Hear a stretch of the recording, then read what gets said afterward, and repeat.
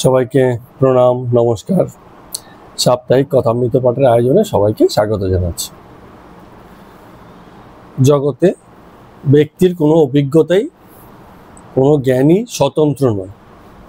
এমন কিছু কোনো কর্তা ভাবতেই পারে না যা জগতে আগে কেউ ভাবেনি। ফলে জ্ঞান স্বতন্ত্র না। আমরা ভাবি যে এই ভাবনাটা শুধু আমার, এই চালাকিটা শুধু আমিই করতে পারি, আর কেউ করতে পারে না। কিন্তু এই একই রকম চালাকি জগতে অন্য কোনো ব্যক্তির দ্বারা, অন্য কোনো কর্তার দ্বারা ঠিক ঠিক হয়ে এসছে আগে। কোনো কিছু স্বতন্ত্র নয়। আমারই অভিজ্ঞতা, যা কিছু এই মুহূর্তে অর্জন বলে মনে হচ্ছে, তা আমাদেরই পূর্বসূরীদেরই অর্জন। সেই অভিজ্ঞতাই সঞ্চারিত হয়েছে কালে কালে, প্রজন্মে প্রজন্মে, এভাবে এগিয়েছে। জ্ঞানের প্রবাহ এরকমই, ব্যক্তির মধ্য দিয়ে, কর্তার ভিতর দিয়ে, অস্তিত্বের মধ্য দিয়ে জ্ঞানের প্রবাহ চলে।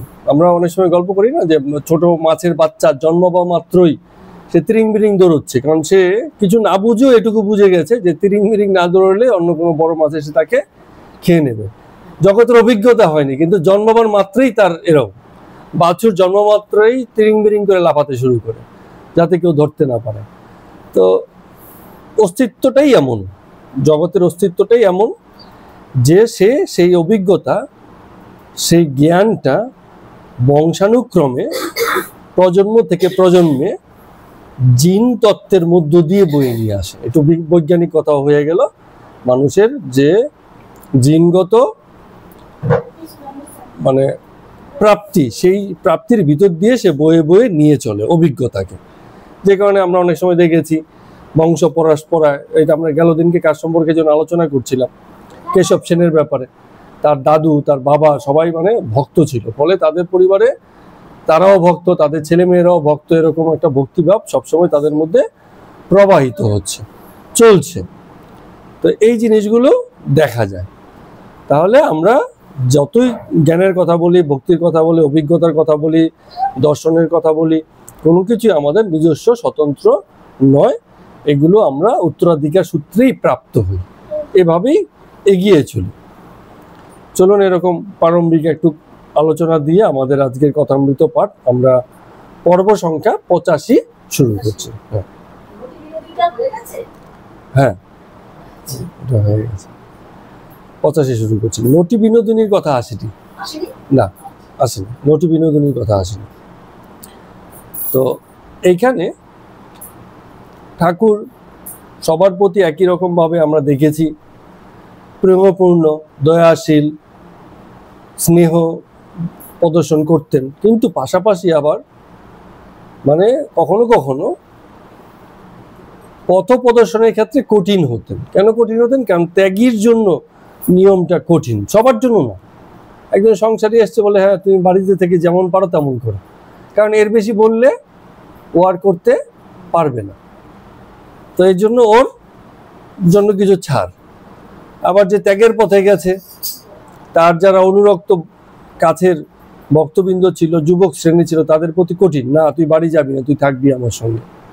একটা আবদার, না তুই কিন্তু ওটা করবি না, আমার সঙ্গে দেখা করবি, হ্যাঁ, এরকম একটা আবদার। তার পাত্র বিশেষে নিয়ম তৈরি করতেন বা নিয়ম দিতেন।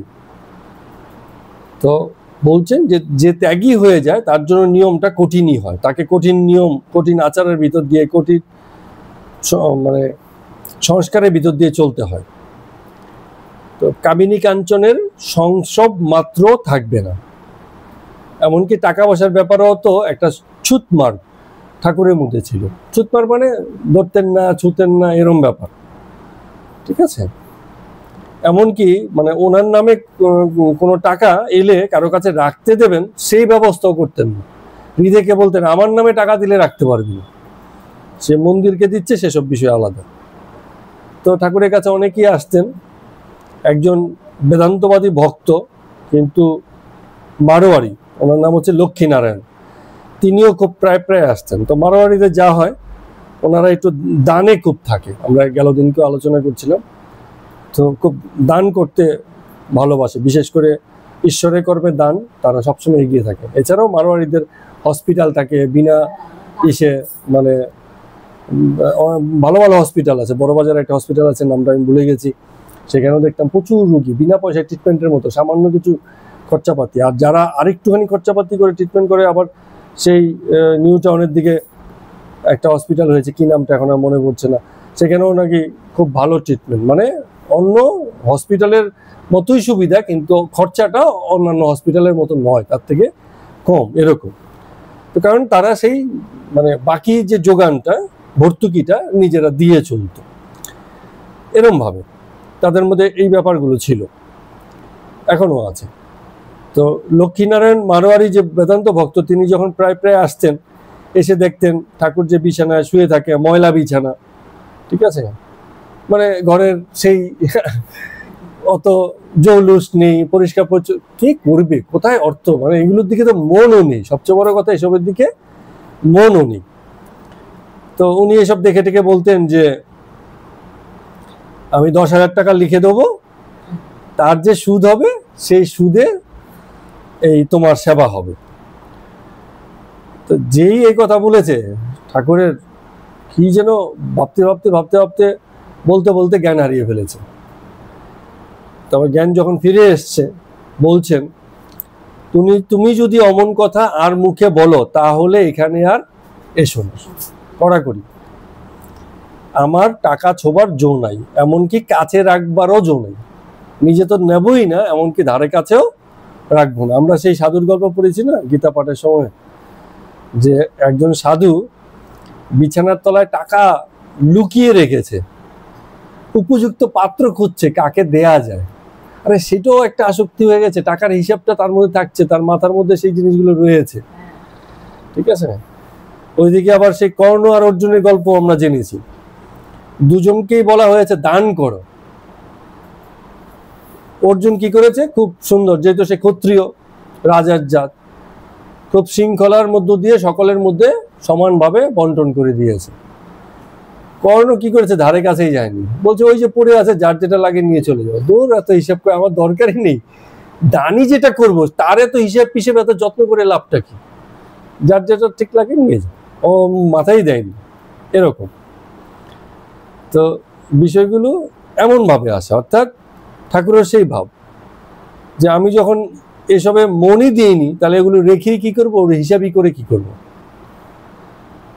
তো এবার ওই যে লক্ষ্মীনারায়ণ মারোয়ারি যে ভদ্রলোক আছে, সেও মানে শাস্ত্র পাঠ করেছে, এসব বিষয় বোঝে, কিন্তু আবার একটু ইয়ার্কি করছেন। তিনি বলছেন আপনার তো ভারী সূক্ষ্ম বুদ্ধি, তার মানে আপনার মধ্যে এখনো ত্যায্য আর গ্রাহ্য সেই জ্ঞানটা আছে, নির্ভেদ জ্ঞান হয়নি, অভেদ জ্ঞান হয়নি, ইয়ার্কি করছে আর কি। তার মানে কি হচ্ছে, যে কোনটা ত্যাগ করবেন আর কোনটা গ্রহণ করবেন, এই বিচারটা আপনি রেখেছেন, কিন্তু যে পূর্ণ সাধু হয়ে যায় তার তো বিচার উঠে যায়, সে ওই গ্রহণ ত্যাগ কোনো কিছুর মধ্যেই আর থাকে না। তো উনি আবার এটা ইয়ার্কি করে বলছেন যে আপনার ত্যায্য গ্রাহ্য দুই আছে, তার মানে কি এখনো কি জ্ঞানটা পুরোপুরি হয়নি, পূর্ণ জ্ঞান হয়নি। তো ঠাকুরও ইয়ার্কি করতে কম ছাড়েন না, তিনি উত্তর দিচ্ছেন, বলে বাপু আমার অত দূর পর্যন্ত হয়নি, এখনো বিচারটুকু আছে, তুমি যত দূর পর্যন্ত বলছো অত দূর পর্যন্ত হয়নি, এখনো বিচারটা রেখেছি, এরকম। তো সেই লক্ষ্মীনারায়ণ তখন কি করলে, স্বাভাবিকভাবে যেটা হয়, ঠাকুর যখন নিতে চায় না, যে দান করতে চায় তার যদি দান ফেরত দেওয়া হয়, তখন সে কিন্তু সে ভীষণ রকম অপমানিত বোধ হয়, বলে আরে আমি তো দান করতে এসেছি, কি ব্যাপার, আমি এত লোককে দান করি, উনি বলছে নেবেই না, এত ভারী ইসের ব্যাপার। তখন হৃদয়কে গিয়ে ধরেছে, হৃদয়কে বলছে এবার তোমার কাছে রাখো। ঠাকুর গিয়ে আবার সেখানে বাধা দিচ্ছেন, বলে যে ওর কাছে যদি দাও তাহলে সেই, ও তো হৃদয় তো আমার অধীনেই থাকে, ও কোথায় খরচা করবে কোথায় খরচা করবে না ঠিক আছে আমাকেই বলবে, বলে মামা বলো তো ওকে দেবো কি দেবো না, ওই খরচা করবো কি করবো না। তার মানে কি হলো, সে আমাকেই আবার মাথা দিতে হবে, হিসাব রাখতে হবে, ও ঠিক মতো ওইটা করলো কিনা, হ্যাঁ সেই হিসাবটাই রাখতে হবে। বলে সেটাও হতে দেব না, টাকা থাকলেই খারাপ, নেই ঠিক আছে, ওই যে আশ্রমের যে মেজবাবু খরচাপাতি চালিয়ে দেয়, বছরে ওই যে পড়ার জন্য জামা কাপড় দেয়, ওই দিয়ে চলে যাচ্ছে, যেরম যেরম দিচ্ছে ওই করে করে মানে চলে যাচ্ছে। কিন্তু অতিরিক্ত টাকা রেখে তারা আবার ব্যবস্থাপনা, সেই জিনিস আমাকে দিয়ে হবে না। তো এবার একটা উদাহরণ দিয়ে বলছেন আমি কিরম জানো, আমি চোখের সামনে আরশিটাই রাখবো না, কারণ চোখের সামনে যদি আরশি থাকে, ও আমার চেহারা কিরম আমি একবার দুবার হলো তাকিয়ে ঠিক দেখবো। মানে থাকে সামনে, আয়নাটা সামনে আছে, কতক্ষণ না দেখে পারবে? একসময় না একসময় নিজের প্রতিবিম্বটা আয়নাতে গিয়ে ঠিক দেখবে, তাকাবে তো। মানুষ কি হচ্ছে, নিজেকে তো দেখতে ভালোবাসে, সে একবার না একবার দেখবে, দেখি তো ঠিক আছে কিনা, ভালো লাগছে কিনা, বা কোনো ইয়ে আছে কিনা। আয়নার স্বভাবই এই। তো এই যে ব্যাপারটা, এই জিনিসটা তখনই ঘটবে যদি আয়নাটা থাকে। তো আমি আয়নাটাকেই সরিয়ে দেবো, যাতে প্রতিবিম্ব দেখার কোনো ব্যবস্থাই না থাকে, টাকার কোনো ব্যবস্থাই রাখবো না, ধারে কাছেই থাকবো না। ফলে টাকা নিয়ে যে চিন্তা দুশ্চিন্তা, তার কোনোটাই তখন আর আমার থাকলো না। এবার প্রজ্ঞা কিছু একটা বলতে চেয়েছিল তখন, বলো। হ্যাঁ, বুঝতে পারছি, জোরে বলো। একদম প্রথমে।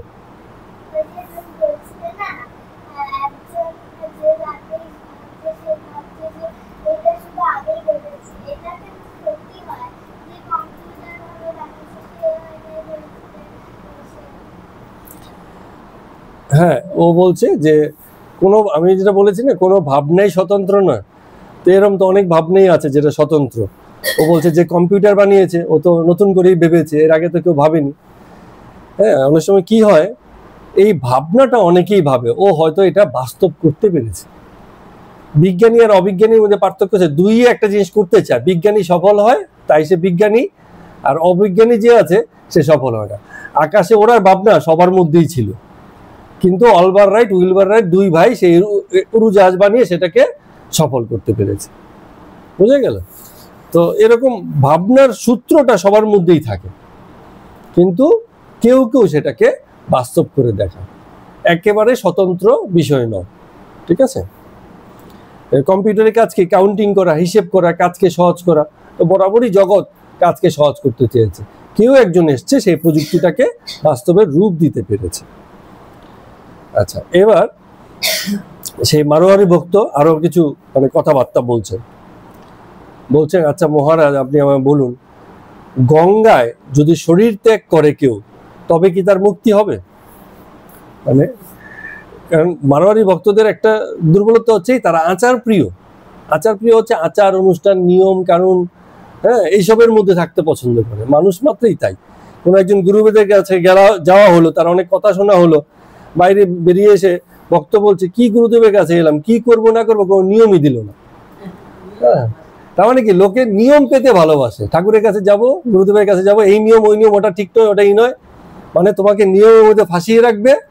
তো গুরুদেব ঠিক আছে, কারণ তুমি নিয়ম পছন্দ করো, তুমি শাসন পছন্দ করো। কিন্তু গুরুদেব তো শাসনের কথা বলছে না, গুরুদেব বলছে মুক্তি, সব নিয়মকে ছাড়ো, মুক্ত হও। হ্যাঁ, তো এই মুক্তির অনুসন্ধিৎস যে গুরুদেব হয়েছে, তার কাছে নিয়মের কথা শোনা যাবে না। তো ঠাকুরের কাছে গিয়ে সেই মানে গঙ্গায় পবিত্র, সেখানে যদি দেহত্যাগ হয় তাহলে মুক্তি হয়ে যাবে, এই ভাবনা থেকে মারোয়ারি ভক্ত জিজ্ঞেস করছে যে গঙ্গার তীরে শরীর ত্যাগ করলে কি তবে মুক্তি হবে? রামকৃষ্ণদেব ঠাকুর একদম চরম সত্য কথা বলছেন, বলে জ্ঞানেই মুক্তি, অজ্ঞানতাই বন্ধ।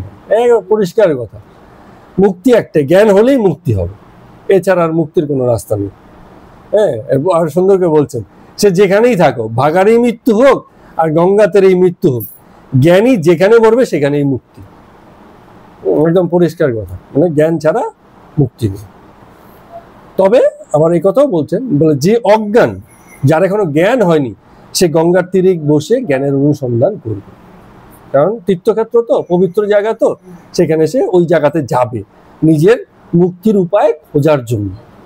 ঠিক আছে, গঙ্গা তীর তাই বলে যাবে না তা নয়, যাবে কিন্তু মুক্তির উপায় খোঁজার জন্য। এবার মারোয়ারি ভক্ত আরেকটু বুদ্ধি লাগিয়েছে, বলছে আচ্ছা গঙ্গার তীরে যদি জ্ঞান লাগে, তাহলে কাশিতে গেলে কি হবে বলুন? কাশি তো এমনি পবিত্র জায়গা, সেখানে মরলে তো নিশ্চয়ই মুক্তি হবে। মানে আরেকটু এগিয়ে গেছে, যেহেতু পয়সা টয়সা আসে, বলছে যে গঙ্গার তীরে যদি জ্ঞান লাগে, তার দরকার নেই, অত জ্ঞান টেন তো আমার হবে না, তাহলে আমি কাশিতে চলে যাই, সেখানে মরলে তো এমনি মৃত্যু হয়ে যাবে, মুক্তি হয়ে যাবে। হ্যাঁ, মুক্তি হয়ে গেল। তার মানে কি হচ্ছে, যেহেতু হ্যাঁ ওই মুক্তিটা চায়, কিন্তু ভক্তিটা চায় না, জ্ঞানটা চায় না। তো এগুলো কেন হয়? কারণ মারোয়ারি ভক্তরা হচ্ছে ব্যবসায়ী বুদ্ধি তাদের, হ্যাঁ, যে হিসেব করে, হ্যাঁ হিসেবে বুদ্ধি, তো ফলে এই ধর্মক্ষেত্র তারা হিসেবে বুদ্ধিটাকেই লাগিয়ে দেয়। তো এবার বলছে যে তাহলে মহারাজ কাশিতে গেলে তাহলে মুক্তি হয় কেন? আমি তো শুনেছি কাশিতে মৃত্যু হলে পরে মুক্তি হয়ে যায়। এবার রামকৃষ্ণদেব ঠাকুর কি বলবেন? উনি তখন একটা সুন্দর কথাই বললেন, কথাটার একটা গভীর অর্থ আছে। বলছেন তার মতো করে তার কথাটাকে বুঝাচ্ছেন। বলে কাশিতে মৃত্যু হলে শিব সাক্ষাৎকার হন, অর্থাৎ শিব দেখা দেন, আর হয়ে বলেন, দেখা দিয়ে বলেন, এই যে আমার সাকার রূপ এ মাইক রূপ। মাইক মানে হচ্ছে মায়ার অধীন।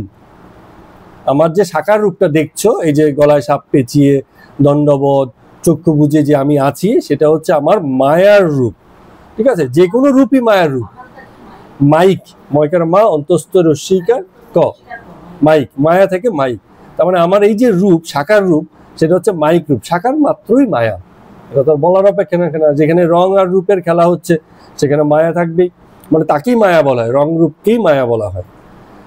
তো এই রূপটা আমি ভক্তের জন্য ধারণ করি, আর এই কথা বলেই তিনি তখন বিলীন হয়ে যান, অর্থাৎ অখণ্ড সচ্চিদানন্দে মিলিয়ে যান, যেটা তার প্রকৃত রূপ, অন্তর্ধান হয়ে যান। তো এটা তার বলার কিছু অপেক্ষা রাখে না, কারণ আমরা ঈশ্বরকে এই দুরূপেই দেখেছি। জগৎ রূপে তিনি প্রকাশিত, আবার নিরাকার রূপে তার স্থিতিও আছে। জগৎকে আমরা, ঈশ্বরকে আমরা সেই রূপেই দেখেছি। তো শিবেরও তাই ব্যবস্থা, সকল শক্তি বা দেবতারই একই অবস্থায়। ঠিক আছে, যখন প্রকাশিত হন তখন শক্তি, আর যখন আত্মস্বরূপে থাকেন তখন শক্তিমান। তাকে আর দেখা যায় না, শক্তিকে দেখা যায়, কিন্তু শক্তিমানকে আর দেখা যায় না। ঠিক আছে, আগুনের ব্যাখ্যা হয় না, আগুনের রং দেখা যায়, আগুনের উত্তাপ পাওয়া যায়, হ্যাঁ, আগুনের উজ্জ্বলতা পাওয়া যাবে, কিন্তু আগুন যে কি সেটা আর বোঝা যাবে না, কারণ ওটা ধরে ছুঁয়ে ওটা করা যায় না, ওটা থেকে দূরে, ওটাকে সম্ভব নয়।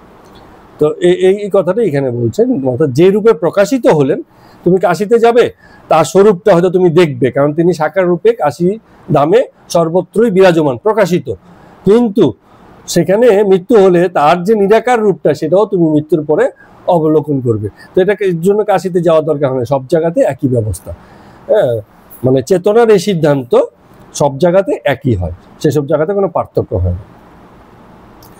তারপরে ঠাকুর বলছেন, বলে এবার তুমি পুরাণাদিতে আসো।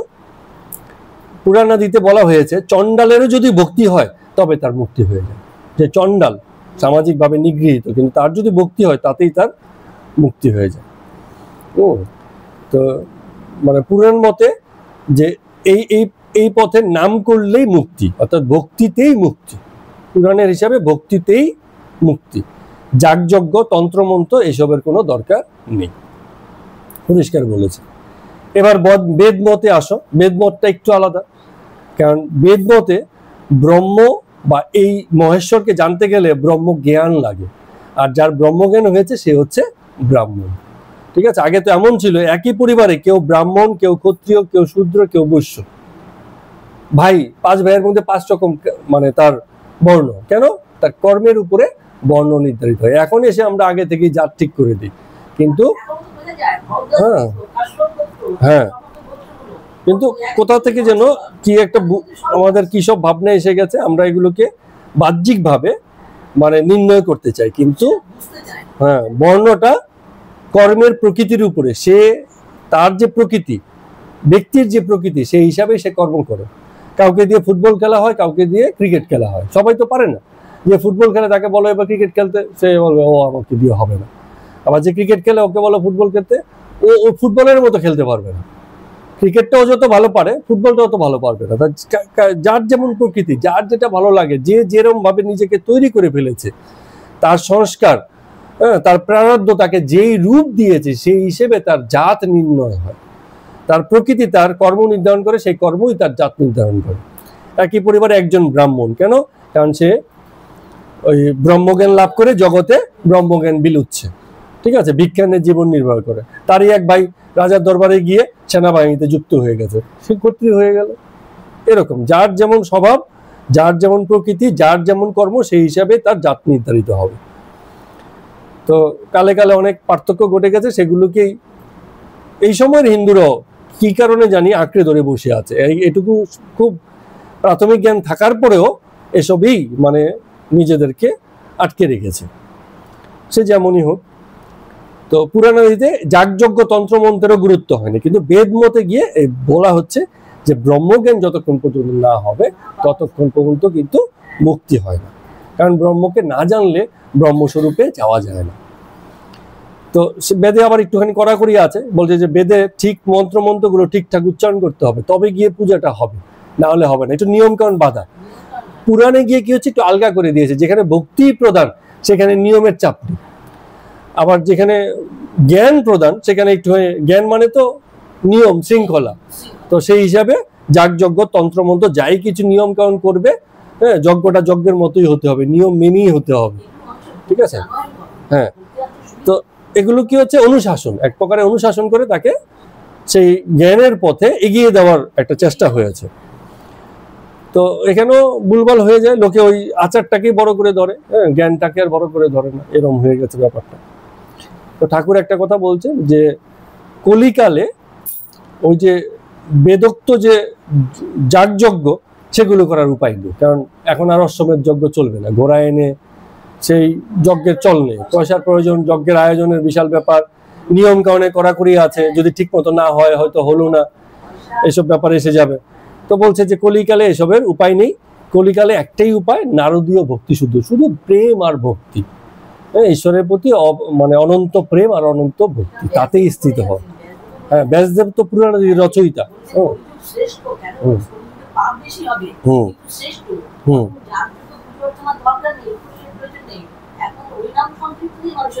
মুক্তি হয়ে যায়, হরিনাম সংকীর্তন হচ্ছে উপায়, ওর মাধ্যমে মুক্তি হয়ে যায়।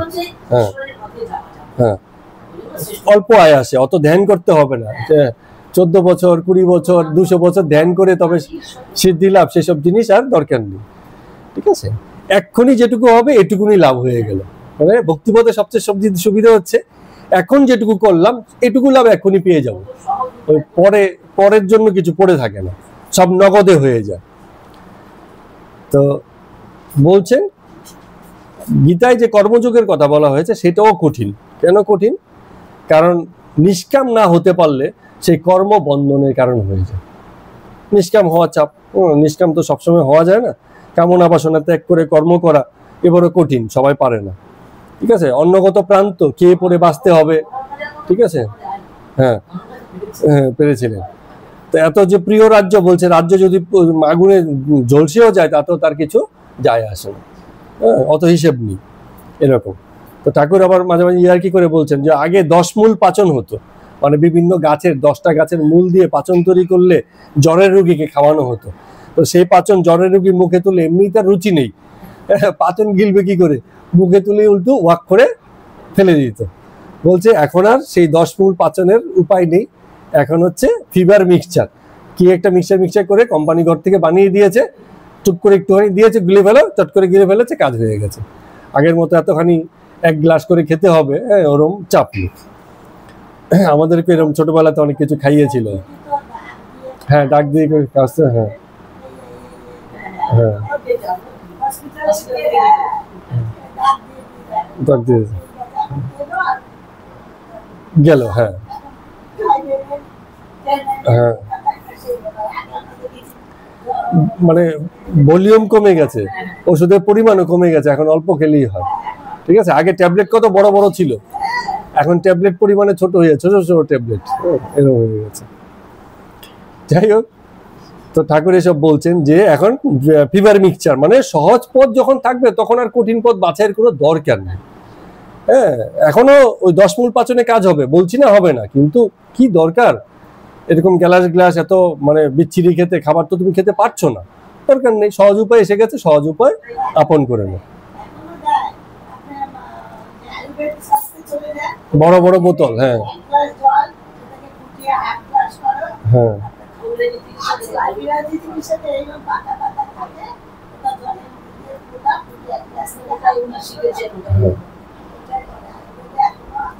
তো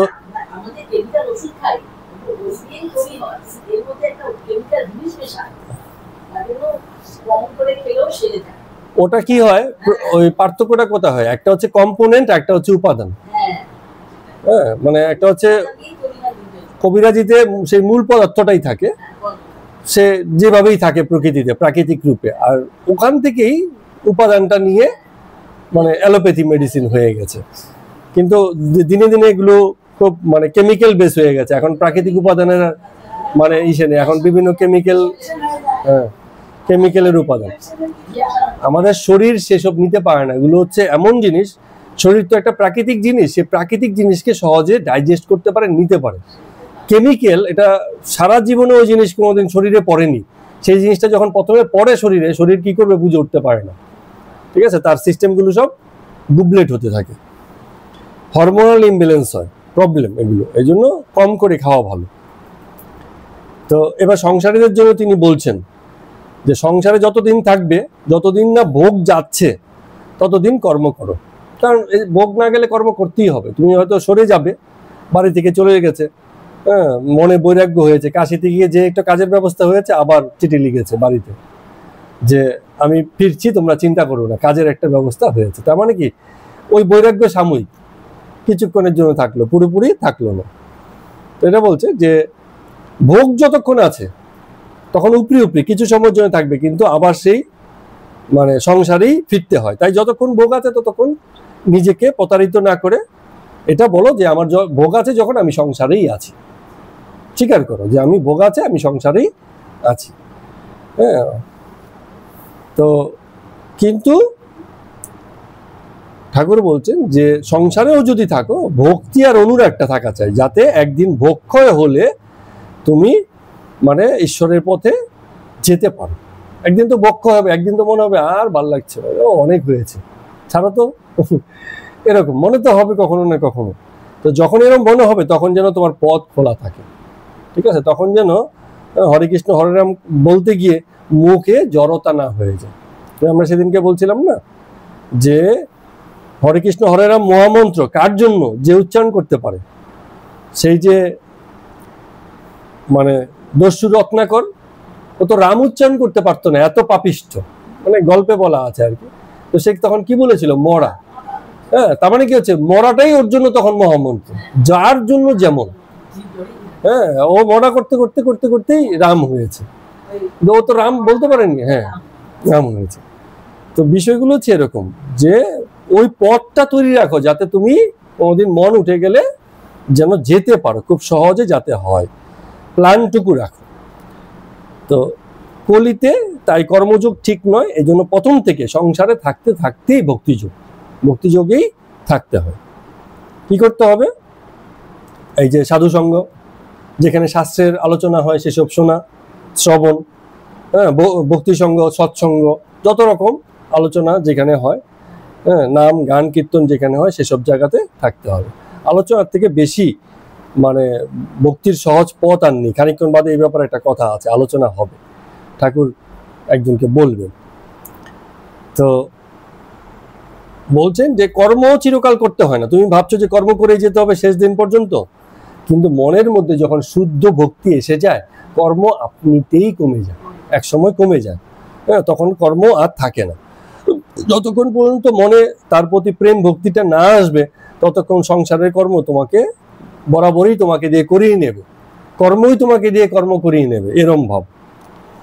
আর তাকে যখন লাভ হবে, তার ভাবনা যখন অন্তরে প্রতিষ্ঠিত হবে, তখন কর্মত্যাগ আপনি মানে হয়ে যায়, ঠিক আছে।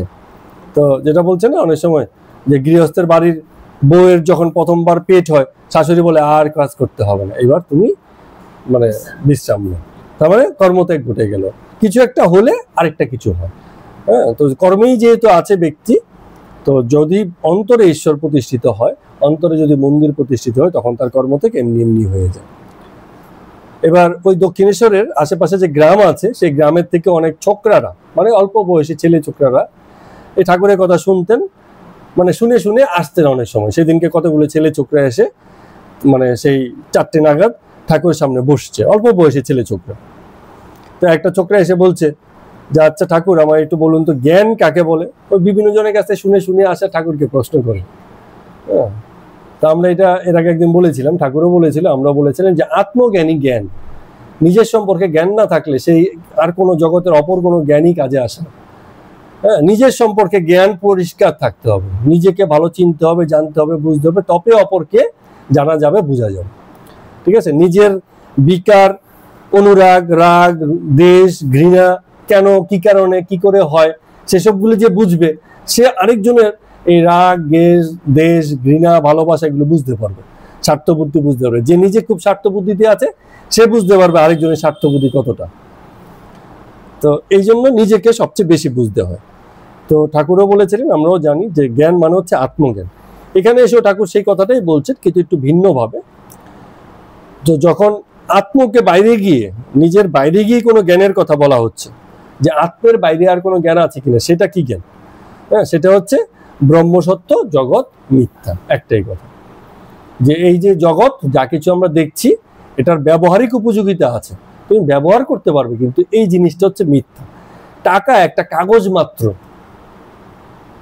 ঠিক আছে, আপনি একটা দ্বীপে চলে যান, সেখানে আপনি কোটি কোটি টাকা নিয়ে গেছেন, কিন্তু দ্বীপে আপনি একাই আছেন, কি হবে সে টাকা দিয়ে? আমি তো একটা মুভি দেখেছি, টাকা চুরি করে পালাচ্ছিল, এমন ঠান্ডা পড়েছে, মানে চুরি করে বরফের দেশ দিয়ে পালাচ্ছে, রাতের বেলা এত ঠান্ডা পড়েছে, এখন জ্বালাবে কি? গরম আগুন জ্বালাবে কি? ওই টাকা পুড়িয়ে দিচ্ছে বাঁচার জন্য, যা চুরি করে এত কষ্ট করে নিয়ে এলো সেই টাকাকে পুড়িয়ে দিচ্ছে, বলে গরম হোক পুরুক আমি বাঁচি, বলে টাকারও গুরুত্ব নেই, কাগজ মাত্র। কিন্তু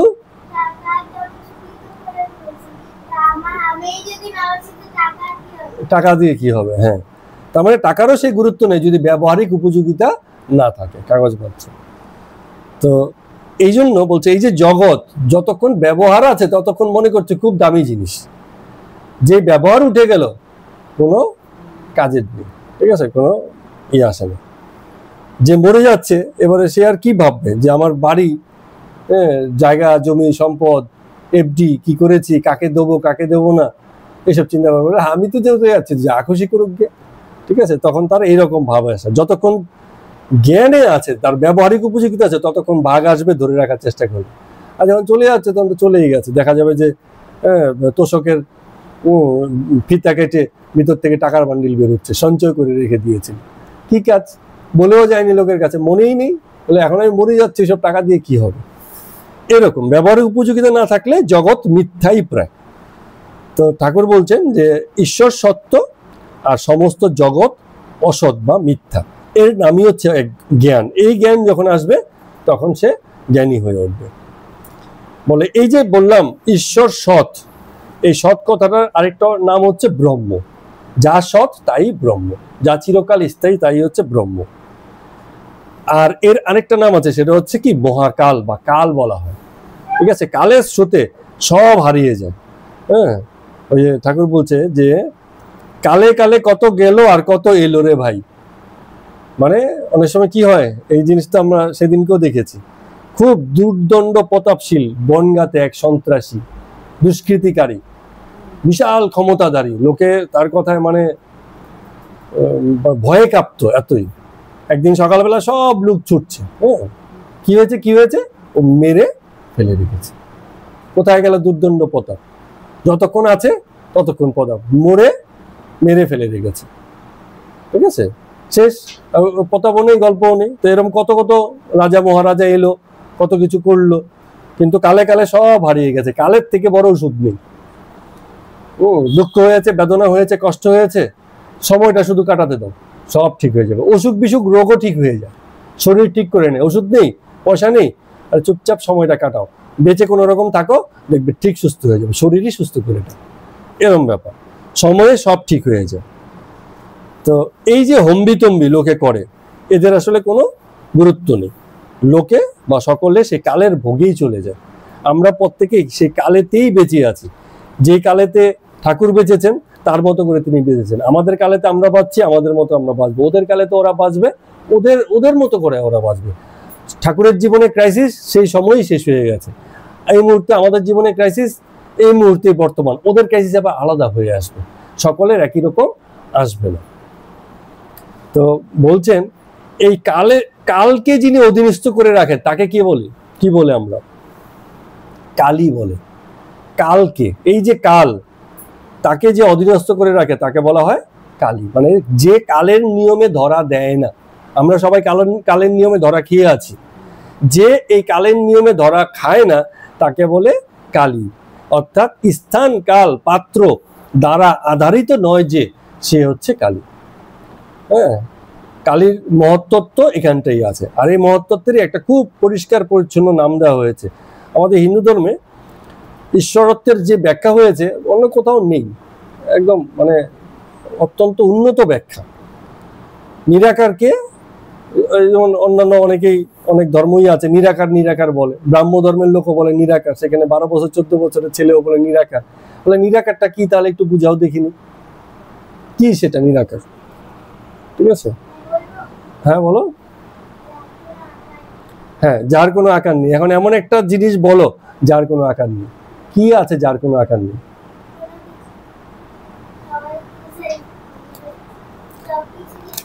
যা পঞ্চভূতের যে কোনো একটা উপাদানকেও ধারণ করে আছে, তার কোনো না কোনো একটা আকার আছে। পঞ্চভূত কি আছে? আকাশ তত্ত্ব, বায়ু তত্ত্ব, জলতত্ত্ব, পৃথিবী তত্ত্ব। ঠিক আছে, এই যে বিভিন্ন তত্ত্ব আছে, এই গুণ যার মধ্যে খানিকও আছে তারও স্থিতি আছে। শূন্যতাও একটা স্থিতি, শূন্য যেখানে কিছু নেই সেটাও একটা স্থিতি। তো এরও পরিবর্তন হয়, শূন্য শূন্য থাকে না, কোনো স্থানই জগতে শূন্য নেই। শূন্যকেই অধিকার করে আছে অন্য কিছু, বাকি যত তত্ত্ব আছে তার শূন্যতেই দাঁড়িয়ে আছে। আকাশ তত্ত্বের উপর ভিত করে বাকি তত্ত্ব দাঁড়ায়। আকাশ তত্ত্ব হচ্ছে প্রথমে আকাশ তত্ত্বকেই বলতে হয়। তারপরে বায়ু তত্ত্ব, তার মানে কি হচ্ছে খানিকটা স্থিতি বা রূপ লাভ করলো। তারপরে কি হচ্ছে অগ্নিতত্ত্ব, শক্তির প্রকাশ, জলতত্ত্ব, তরলতা, এরপরে কাঠিন্য, পৃথিবী তত্ত্ব। খুব মানে সাইন্টিফিক ভাবে বিষয়গুলো এসছে। তো এই যে তত্ত্ব যত রকম আছে, প্রত্যেকটা তত্ত্ব স্থান কাল পাত্র দ্বারা আধারিত। হ্যাঁ, অর্থাৎ কোনো না কোনো স্থানের সঙ্গে রিলেটেড আছে। এই জগৎকে আপনি যেভাবেই দেখেন না কেন, দূর দূর মহাকাশ, সেটাও একটা দূরত্ব, তার মানে সেটা একটা স্থান। তারপর একটা পাত্র, যখনই কোনো স্থান হবে সেখানে কি আছে, যে থাকবে তাকে বলা হচ্ছে পাত্র। আর কাল মানে সময়ের সঙ্গে সঙ্গে তার পরিবর্তন ঘটবে। কিন্তু এই তিনটের কোনোটা দ্বারাই যে আধারিত নয় তেমন জিনিস হচ্ছে চৈতন্য, এবং ঈশ্বরকে সেই চৈতন্যের স্বরূপেই বলা হয়েছে। এত কিছুর ব্যাখ্যা হয়, কিন্তু চৈতন্যের আর ব্যাখ্যা করা যায় না। ঠিক আছে, কি জিনিস সেটার আর ব্যাখ্যা করা যায় না, এমন জিনিস। তো এবার ঠাকুর বলছেন তাহলে কাল ও কালী, কাল হচ্ছে যার অধীনস্থ আমরা, আর কালী হচ্ছে সেই কালকে যিনি শাসন করতে পারেন, কালের উপরে যার রাজত্ব আছে, দখল আছে, সে হচ্ছে কালী। তো ব্রহ্ম আর শক্তি অভেদ, শক্তির ব্যবহার আমরাও করতে পারি, কিন্তু ব্রহ্মের কোনো ব্যবহার নেই। যেখান থেকে সেই শক্তিটা এসছে তার কোনো ব্যবহার নেই। তো সেই সৎস্বরূপ ব্রহ্ম নিত্য, তিন কালেতেই তিনি থাকেন, আদিতেও আছেন, বর্তমানেও আছেন, অতীতেও থাকবেন, সব সময়ই তিনি আছেন।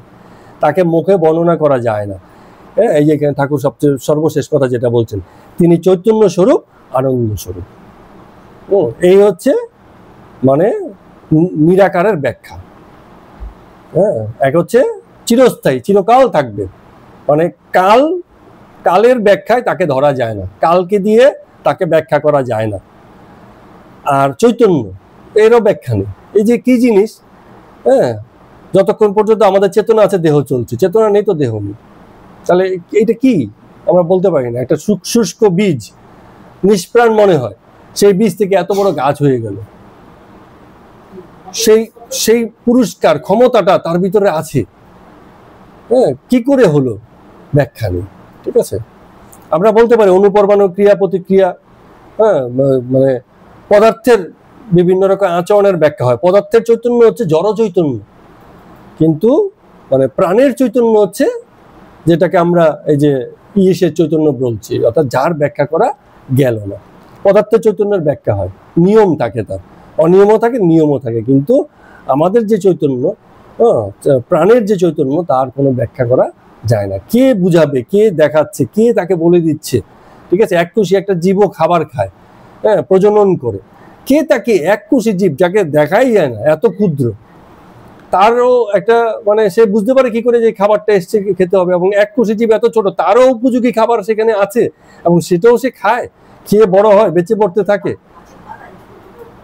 হ্যাঁ, হ্যাঁ, তার মানে একটা কোথাও এই চৈতন্যের খেলা জগৎ ভরে চলছে, ঠিক আছে।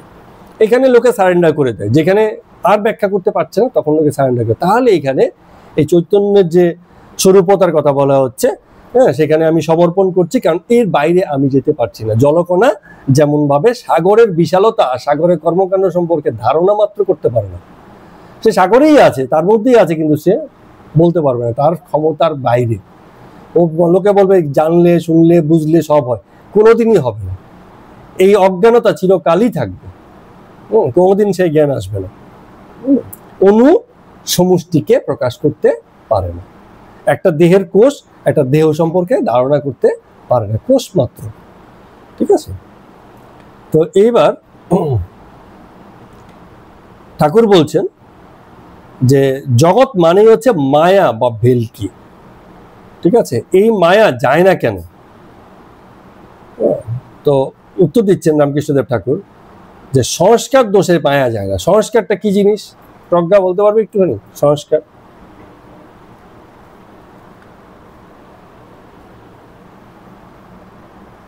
আমরা যা হয়ে আছি তাই আমাদের সংস্কার। সহজ করে চিন্তা করবে, যে তুমি এরম করে বসেছ, কোথাও না কোথাও থেকে শিখেছো যে এরম করে বসলে বসা যায়, হ্যাঁ, সংস্কার অবচেতনে তোমার মধ্যে কাজ করছে। ইনি আবার এরম বসেছে, উনি আবার এরম বসেছে, উনি এরম বসেছে, হ্যাঁ, মানে যে যা হয়ে আছে এই মুহূর্তে যা হয়ে আছে, ইনি এরম পোশাক পরেছে, ইনি এরম সজ্জা নিয়েছে, ইনি এরম করে চুল বেঁধেছে, ওটা ওনার সংস্কার। চুলটা উনি এরম বাঁধবে, ওনার সংস্কারই ওনাকে দিয়ে এরম বাঁধাবে। আরেকজন তো এরম বাঁধছে না, সে তো আলাদা কিছু বাঁধছে, তার সংস্কার, ঠিক আছে। আমরা যা হয়ে আছি সহজ কথায়, হ্যাঁ, বলতে পারি সমাজ, পরিবেশ, প্রকৃতি, জগৎ, এসব আমাদের ভিতরে এগুলোকে দেয়। সংস্কার মানুষের সৃষ্টি, জগতের সৃষ্টি, জগৎ আমাদেরকে এরম ভাবে দেয়, ঠিক আছে।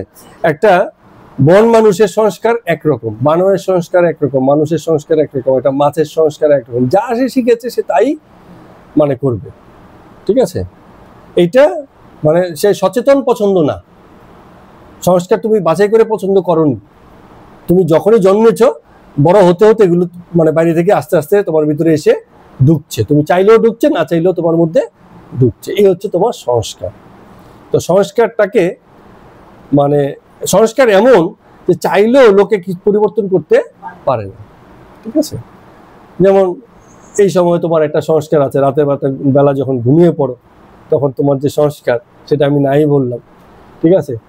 এই যে সংস্কার, সংস্কার ছাড়তে পারছে না, বড় হয়ে গেছে তাও সংস্কার ছাড়তে পারছে না,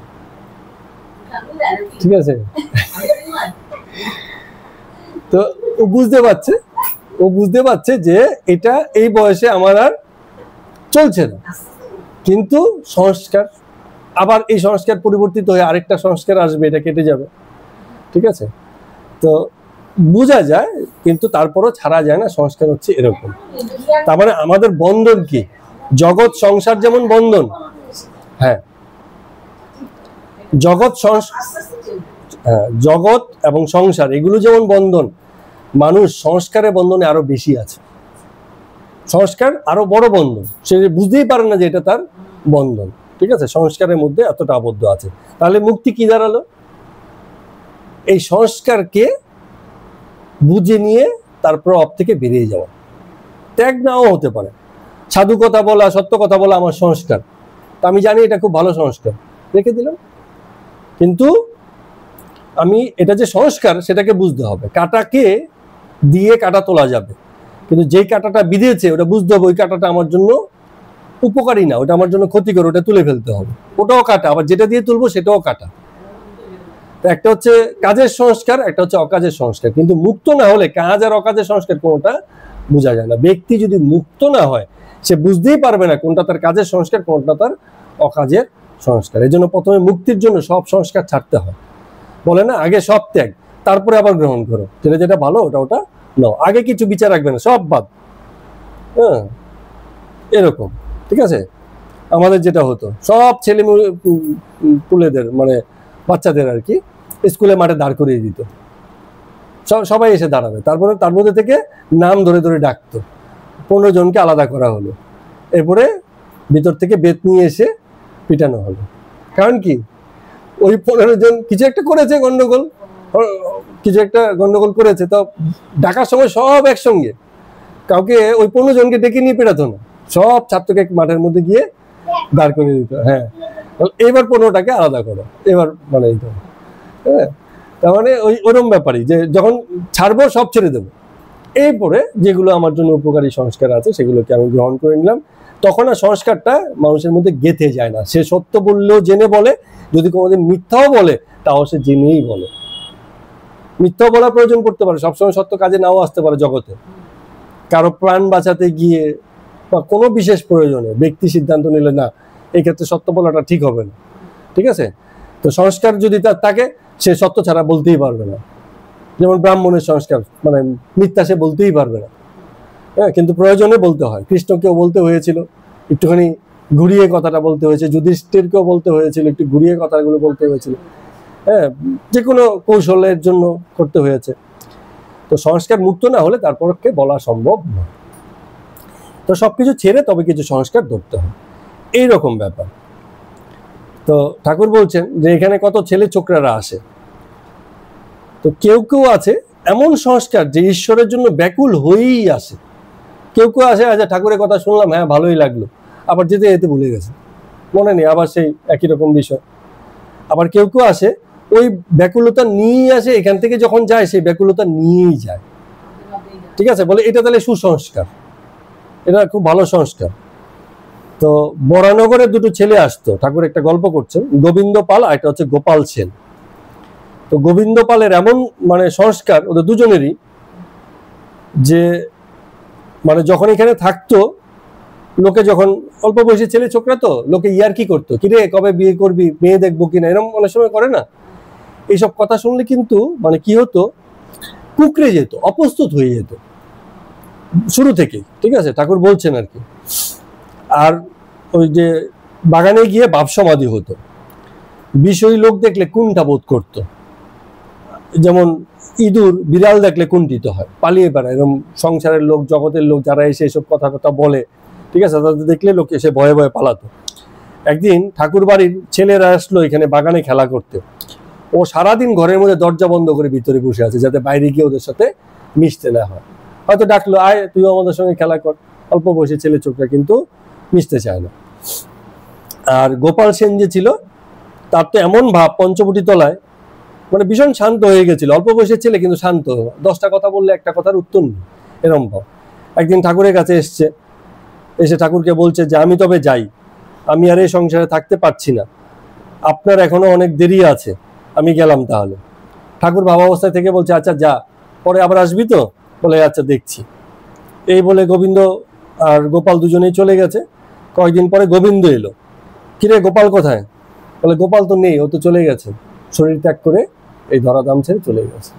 এত শান্ত, জগতে আর মনই লাগে না, ও অসুখ বিসুখ নয়, শরীর থেকে মন উঠে গেছে, শরীর এমনি চলে গেছে। ওই অনেক সময় আমরা বলি না যে বড় বড় মহাপুরুষরা দেহ রক্ষা করেন, নিজেই মানে এই করেন, একটা সময় মনে হয় যে ঠিক আছে এখানেই শেষ করছি, এরম ভাবে জেনে শুনে।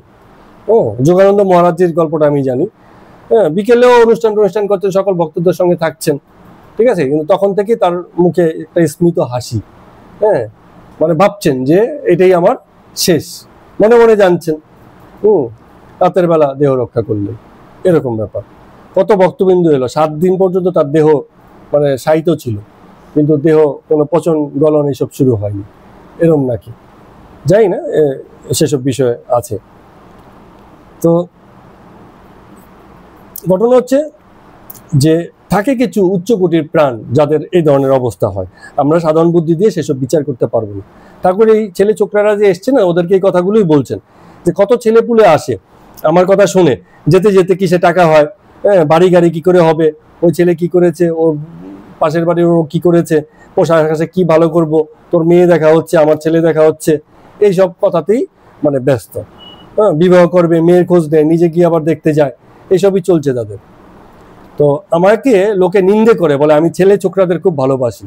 আরে সব ছেলে ছোকরাদের ভালোবাসি না, হ্যাঁ, যারা এই টাকা আর শরীরের সুখকে মানে ত্যাগ করতে পেরেছে এমন ক্ষমতাধর যেসব ছেলে, যার মধ্যে সেসব লক্ষণ দেখে তাদেরকেই ভালোবাসে, সবাইকে না, সব ছেলে ছোকরাদের ভালোবাসে না। ওরা আসে, ওদের সঙ্গে কোনো কথা বলি, কিন্তু তাদেরকেই ভালোবাসি যাদের এই কামিনী কাঞ্চন, এই দৈহিক বা শারীরিক সুখের প্রতি, দেহবোধের প্রতি আকর্ষণ চলে গেছে।